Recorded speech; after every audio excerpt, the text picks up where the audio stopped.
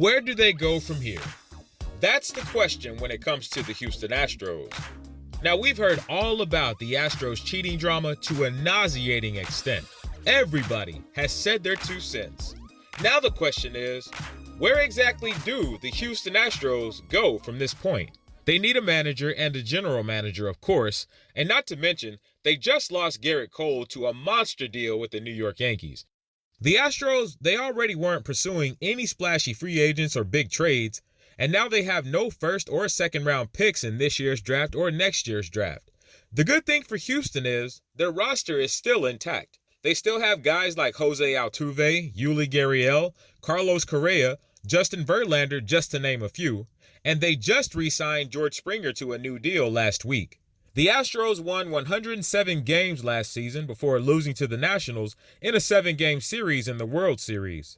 In 2020, they'll look to move on from the sign-stealing drama and instead focus on competing for another World Series title.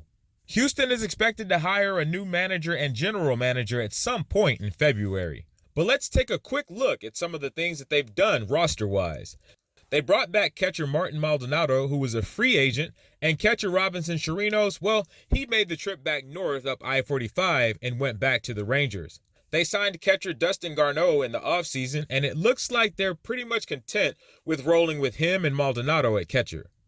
Their bullpen is still very much intact. They brought back Joe Smith. They get 2019 All-Star Ryan Presley back. He'll be back 100% after dealing with knee injury.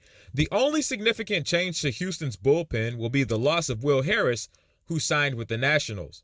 The starting pitching rotation for the Astros is still one of the sickest, if not the sickest, in baseball. Cy Young Award winners Justin Verlander and Zach Greinke, they're returning. Lance McCullers Jr., he's set to return after missing all of 2019, recovering from Tommy John surgery. They traded for Austin Pruitt in a 3-team deal earlier this month.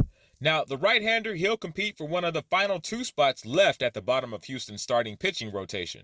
Despite all of the controversy and innuendo surrounding the Astros right now, this is a team that, even with no splashy signings or big trades in the offseason, is still set up to be a contender in 2020. Only time will tell what the final roster will look like on opening day, but if you're an Astros fan, you still have a lot to be excited about. Rochelle Hamilton Jr., Row for Show Radio.